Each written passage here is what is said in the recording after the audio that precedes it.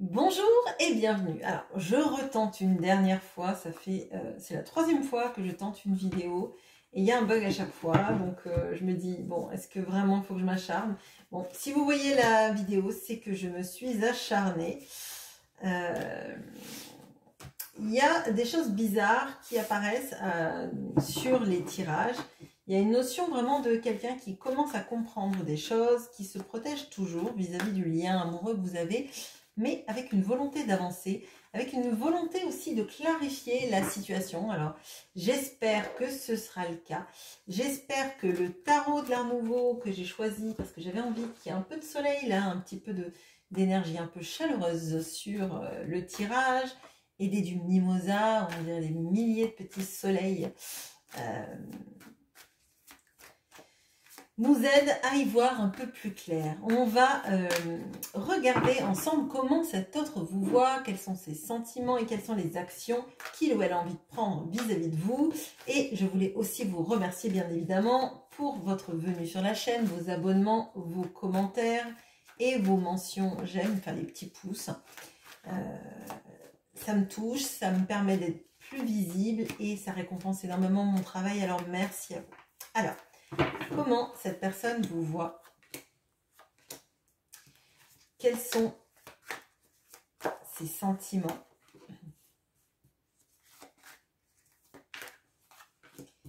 Et quelles sont les actions qu'elle a envie de mettre en place vis-à-vis de vous?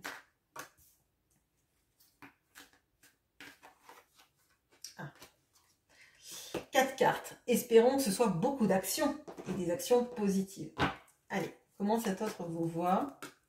J'utilise le pronom il potentiellement. Ça n'exclut pas que votre autre soit une femme, c'est juste que c'est plus facile et ça va m'éviter de dire il, elle toutes les 2 secondes, ce qui va être trop pénible sinon. Allez, comment cet autre vous voit?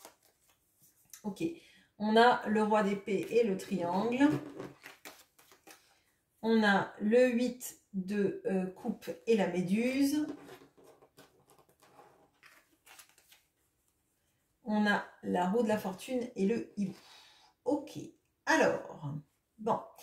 Je dirais que cette personne vous voit comme quelqu'un qui a tranché vis-à-vis d'une situation, notamment si cette autre personne était en triangulaire ou avait d'autres occupations qui lui prenaient énormément de temps.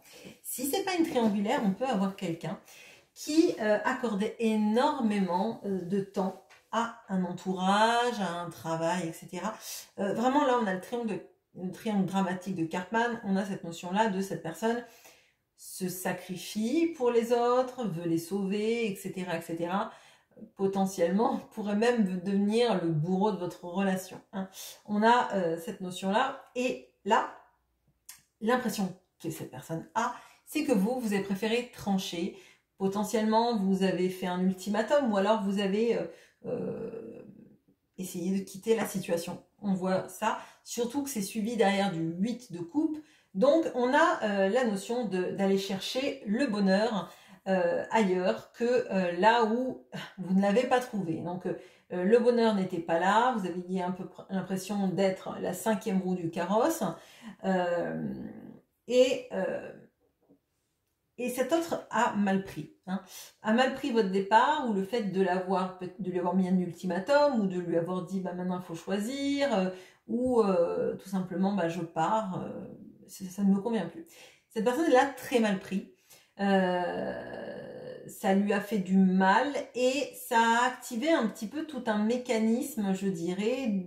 Alors là, on a la méduse, hein, on a un petit peu l'aspect ça m'a fait du mal, mais je vais te piquer. Là, on peut avoir par rapport à vous, quelqu'un en face de vous, plutôt revanchard, qui n'accepte pas potentiellement que vous ayez mis un stop, qui n'accepte pas potentiellement que vous ayez vous aussi, à un moment donné, voulu prendre votre vie en main et vous protéger. D'accord ? Là, moi, dans ce que je ressens beaucoup de... Oui, quelqu'un de revanchard et qui actuellement, en tout cas, au moment où je fais ce tirage, c'est quelqu'un qui potentiellement vous en veut. hein. Vous en veut de mettre des limites, vous en veut de pas comprendre, vous en veut de peut-être mettre un stop là où vous avez attendu pendant peut-être un moment. Là, on a quelqu'un qui est pas content, hein, qui est pas content, qui espère, je vous le dis clairement, que vous reveniez au contact, potentiellement. Alors là, il y a une notion un petit peu de conversation la nuit, des conversations cachées, hein. Quelqu'un qui espère que vous allez le contacter, revenir sur vos pas et alors redémarrer, si c'était une relation cachée, redémarrer cette relation cachée. Bon, ok. Si c'était pas une relation cachée, il y a quand même une notion là de ne pas vous officialiser si vous revenez, de rester un petit peu dans les dialogues. Alors, ça peut être des dialogues profonds, mais j'ai l'impression que c'est pas des dialogues qui ouvrent sur le fait de s'engager, hein. Là, moi, ce que je ressens, c'est que c'est quelqu'un qui, potentiellement, et désolé de vous dire ça, je sais que c'est pas agréable, vous en veut, hein, vous en veut de votre prise de distance, de positionnement. C'est même peut-être quelqu'un qui a pu vous reprocher de ne pas comprendre, de ne pas chercher à comprendre, d'être froid, etc. Là, on a vraiment cette notion-là. Ce qui fait que cette personne, le triangle de Karman, finalement, elle le connaît bien, parce que là, elle essaie de vous faire rentrer là-dedans, en se mettant en victime, vous en bourreau. Hein? Ok, bon. Et peut-être que vous êtes parti justement pour arrêter de jouer ce triangle infernal qui tourne en... Alors je vais dire qui tourne en boucle, bah, qui tourne en triangle du coup, et qui ne vous épanouissait absolument pas. On en a marre de ces rôles-là, on ne veut pas les jouer. Ok, alors, maintenant, les sentiments.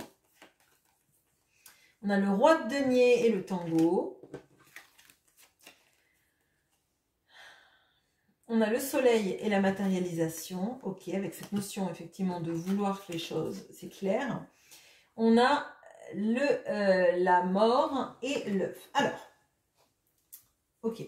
Alors, moi, ce que je ressens, c'est que cette personne, elle n'est pas hyper bien dans ses baskets parce que on a vu dans la première ligne que là, moi, ce que je ressens, c'est qu'elle vous en veut. D'accord? Elle vous en veut, même si c'est elle qui vous a poussé à ça.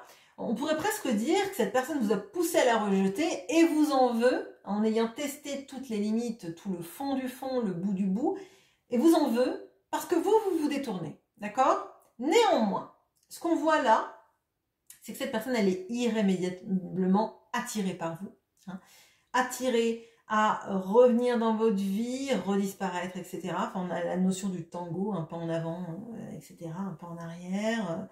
On a cette notion de danse, hein, de danse amoureuse et de ne pas vouloir finir cette danse, mais d'être quand même quelqu'un de statique. Moi, ce que je ressens là, c'est, et je veux bien que vous me le disiez en commentaire si ça vous parle, mais on a cette notion-là de quelqu'un qui fait peu, qui s'engage peu, qui fait peu d'actions, qui ne montre pas à quel point elle veut s'engager avec vous, qui montre même peut-être pas tout l'impact que vous avez sur elle, dans sa vie, etc. Hein, on n'a pas des cartes de communication, là, ou alors de communication très cachée, enfin bon, rien, je le pense, de très satisfaisant, hein, parce que la femme ou l'homme de l'ombre, c'est bien sympa sur la carte du tango, mais dans la vraie vie, c'est compliqué. Bon, à moins que vous vous destiniez à une carrière de Batman ou de Catwoman ou de Batwoman, ça va être compliqué. Là, ce que je ressens, c'est que cette personne, en rêve, elle pense à vous tout le temps, elle essaye d'y voir clair aussi sur la situation, elle a envie d'être réunie avec vous et que ça marche, d'accord? Mais, je le répète, ce n'est que dans ses rêves, dans ses projections, dans ses envies non affirmées, non concrètes, que ça se passe. Hein. Là, pour moi, les sentiments, ils sont très forts, parce que sur la ligne des sentiments, on a quand même le soleil, donc l'envie d'être réunis avec vous, l'envie que ça marche, mais ça ne reste que dans ses beaux rêves, dans peut-être le roman de sa vie qu'il ou elle s'écrit, mais il n'y a rien de concret. C'est quelqu'un de statique qui ne bouge pas, qui veut que vous reveniez, peut-être même sur ses modalités, hein, donc on ne se remet pas en question, clairement. Hein. On sait qu'on a envie d'être avec l'autre, que il ou elle nous manque, qu'on a envie d'être près de lui ou d'elle, sa présence même nous manque, que peut-être qu'on a du désir, etc. Néanmoins, on ne fait rien. Potentiellement, elle essaye, énergétiquement parlant, de vous attirer.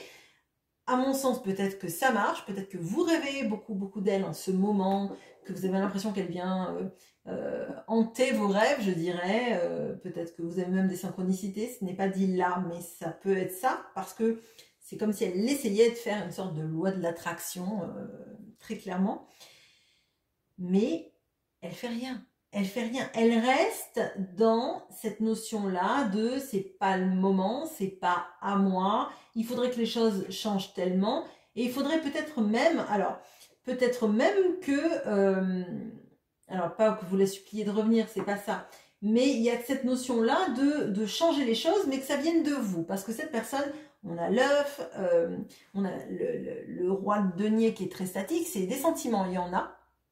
Mais l'ego est plus fort. Peut-être parce que, à mon sens, cette personne, il y a plein de choses qu'elle n'a pas soignées. Hein. Je pense vraiment que là, on a quelqu'un qui est dans un processus de manque, d'accord? Vous manquez à cette personne, mais l'ego est plus fort que toute action qu'elle mettrait en place. Vous voyez, c'est là, on a quelqu'un qui fait rien, qui sait pourtant que être avec vous, ça lui amène beaucoup de conscientisation, ça lui amène beaucoup de choses et elle voit les écueils de sa vie, mais elle n'est pas prête, en tout cas là, on va voir avec cette ligne en dessous, à changer quoi que ce soit à sa vie, à revenir elle-même à la communication. Elle attend que vous fassiez tout. Hein. Vraiment, pour moi, c'est très clairement ça. Qu'est-ce qu'elle a l'intention de faire? On a le valet de bâton et la foudre. On a le chariot et le poulain. On a le 5 de coupe et l'illumination. On a le 6 de bâton et l'élévation. Alors, chaque fois qu'elle a envie de faire quelque chose, de venir jusqu'à vous, de vous exprimer ce qu'elle ressent, de partir à la conquête, il y a quelque chose qui l'en empêche, d'accord? Avec cette notion du valet de bâton et de la foudre, le valet de bâton, c'est quelqu'un qui a envie d'initier des choses très clairement, mais c'est quelqu'un qui ne sait pas par où commencer, qui ne sait pas comment faire, qui ne sait pas comment s'y prendre tout simplement, et qui a l'impression en fait que ce qu'il a envie d'entreprendre, ça va le brûler, hein, ça va lui brûler les ailes, hein, en l'occurrence. C'est comme si cette personne, elle se dit, allez, j'ai mon bâton de pèlerin, je vais partir à la conquête, je vais y aller, je sais pas trop comment j'y vais parce que j'ai pas l'habitude de ce genre de choses, mais dès qu'il se dit qu'il va se mettre en mouvement, il se dit, ouais, mais si la foudre tombe sur mon bâton, ça va l'enflammer, il va être réduit en cendres et j'aurai rien pour m'appuyer, pour m'épauler. On a peut-être quelqu'un d'ailleurs qui a l'impression que s'il part, il n'aura plus rien, il n'y a plus de mouvement en arrière, il n'y a plus de possibilités, qui se retrouve un peu le dos au mur, vous voyez, donc il se dit ah, c'est pas le moment, je sais pas trop comment faire, on va pas y aller, et puis peut-être que ça peut mal se passer. On a quelqu'un quand même qui a beaucoup de peur, hein, beaucoup de peur d'acter des choses, de se mettre en avant, d'aller très clairement à la conquête. Chaque fois que cette personne se dit qu'elle va y aller, que c'est le bon moment, finalement on a cette notion-là, hein, donc le poulain, vous voyez. Le chariot, normalement, il est représenté avec quelqu'un avec un chariot qui est tiré par 2 chevaux. Hein, 2 chevaux, un cheval noir et un cheval blanc. Là, dans le tarot de l'Art Nouveau, ce sont des sphinx qui guident ce chariot.